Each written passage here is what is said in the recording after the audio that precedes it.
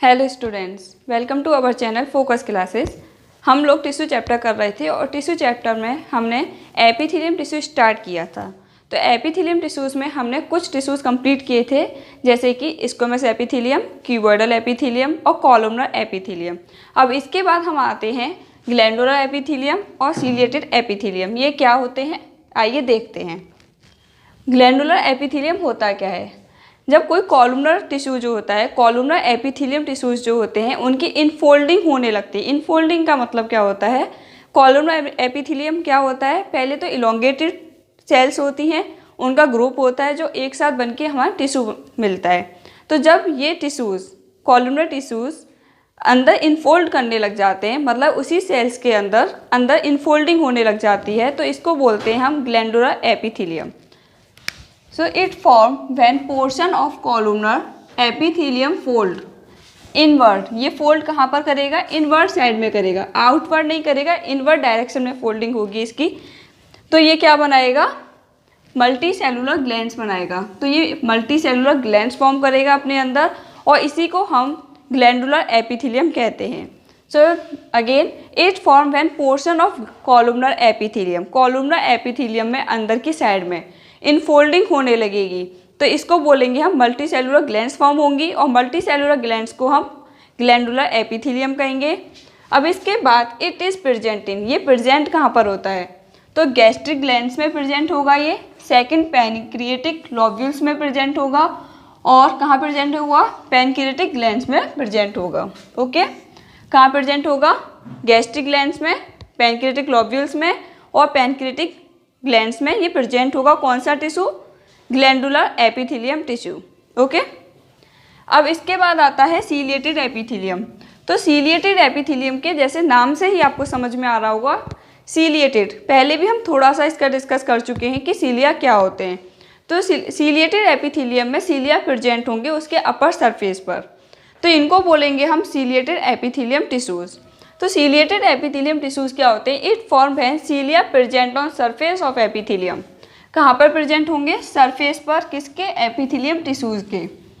When cilia present on surface of epithelium push the mucus forward to clear.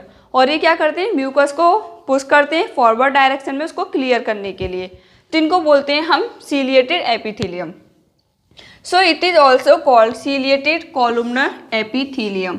इसका second नाम है columnar epithelium. क्यों बोलते हैं हम इसको? क्योंकि ये जो सीलिया फॉर्म हो रहे हैं वो, एक होता है क्यूबॉइडल पढ़ा था, एक हमने स्क्वैमस पढ़ा था। तो ये जो सीलिया इन पर प्रेजेंट होंगे, जिन सरफेस पर प्रेजेंट होंगे जिन टिश्यूज़ के, वो कॉलमनर एपिथेलियम के टिश्यूज़ पर प्रेजेंट होंगे, उनके सरफेस पर प्रेजेंट होंगे। इसी वजह से हम इसको कॉलमनर एपिथेलियम भी कह रहे हैं। Okay, next it is present. अब ये प्रेजेंट कहाँ कहाँ होता है? It is present certain part of nephrons, kidney में एक पार्ट होता है नेफ्रॉन, वहाँ प्रेजेंट होंगे।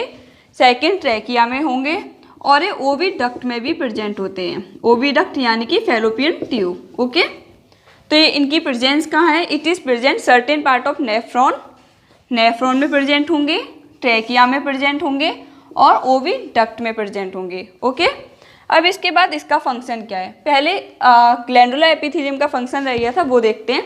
तो ग्लैंडुलर एपिथेलियम का जो मेन फंक्शन होता है वो सीक्रेट करना होता है किसी भी चीज़ को। जैसे कि हमने इसमें पढ़ा था, ये क्या करते हैं? कहाँ प्रेजेंट होंगे? पैनक्रियास में और गैस्ट्रिक ग्लैंड में प्रेजेंट हैं, और इनका जो काम होता है ये किसी भी चीज़ को सीक्रेट करते हैं। तो इनका जो मेन फंक्शन जो होगा वो क्या होगा? सीक्रेशन होगा।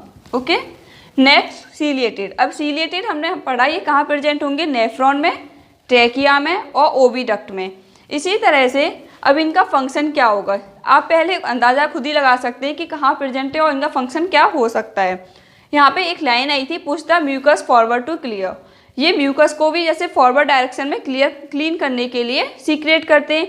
तो इनका काम क्या हो सकता है? It function to ciliated epithelium is to move particle. इसका मतलब ये पार्टिकल्स को मूव करेंगे फ्री सेल्स और mucus in specific direction. Move particles, free cells और म्यूकस, कोई फ्री सेल्स हैं उनको एक डायरेक्शन में भेजना है, तो उनको मूव करने के लिए ये इसका सीक्रेशन होगा। एपिथेलियम के कौन से टिश्यूज़ हैं? ये है आपके सीलिएटेड एपिथेलियम टिश्यूज़, इनका सीक्रेशन होगा, ये सीक्रेट करेंगे तभी कोई पार्टिकल या म्यूकस एक स्पेसिफिक डायरेक्शन में जाके मूव करेगा, जिसकी वजह से ही वहाँ उस जगह पर क्लीन हो सकता है। ओके, जैसे कि ओविडक्ट, ओविडक्ट का हम एक एग्जांपल लेते हैं। तो ओविडक्ट में जैसे ओवरी से एग निकलेगा, तो ओवरी से जब एग रिमूव हुआ निकला तो वो एग को एक स्पेसिफिक डायरेक्शन में यूट्रस तक ले जाने का काम ओविडक्ट से कौन करेगा, यही टिश्यूज करेंगे, सीलिएटेड एपिथेलियम। इसका मतलब जो इनके सीलिया होते हैं ये इनको पार्टिकल्स को मूव करने में उनको पहले कॉन्ट्रैक्ट करेंगे, पकड़ेंगे, पकड़ने के बाद फिर उनको एक डायरेक्शन में भेज देंगे। ओके, फिर इसके बाद अब इनका डायग्राम देख लेते हैं। ग्लैंडुलर एपिथेलियम, ग्लैंडुलर में क्या था, कॉलमनर सेल्स होती हैं जो क्या बनाती हैं, इनवर्ट डायरेक्शन में। जैसे ये क्या थी, आपकी कॉलमनर सेल्स थी, जिसमें ये क्या है, कोई एक सेल है और ये क्या हुई, सेल मेम्ब्रेन हुई और ये इसका न्यूक्लियस हुआ। ओके, और ये इसका बेस हुआ सेल का। तो यही जो सेल है, कौन सी, कॉलमनर एपिथेलियम, जो टिश्यूज होंगे इनका इनवर्ट डायरेक्शन में फोल्डिंग होती जाएगी और ये इस तरह की सेल टिश्यू बना लेंगे। इन्हीं को हमने बोला ग्लैंडुलर एपिथेलियम टिश्यूज। ओके, इसी तरह से सीलिएटेड एपिथेलियम है।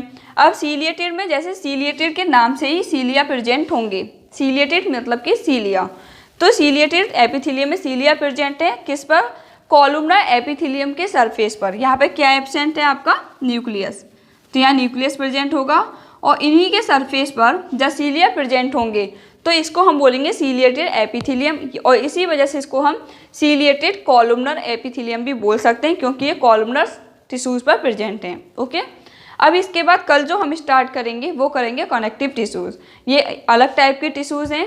अभी तक हमारा ये एपिथेलियम टिश्यूज कंप्लीट होता है, कल कनेक्टिव टिश्यूज स्टार्ट करेंगे। तो आज के लिए इतना ही काफ़ी है। So thank you so much for watching my video and please like, share and subscribe. Thank you.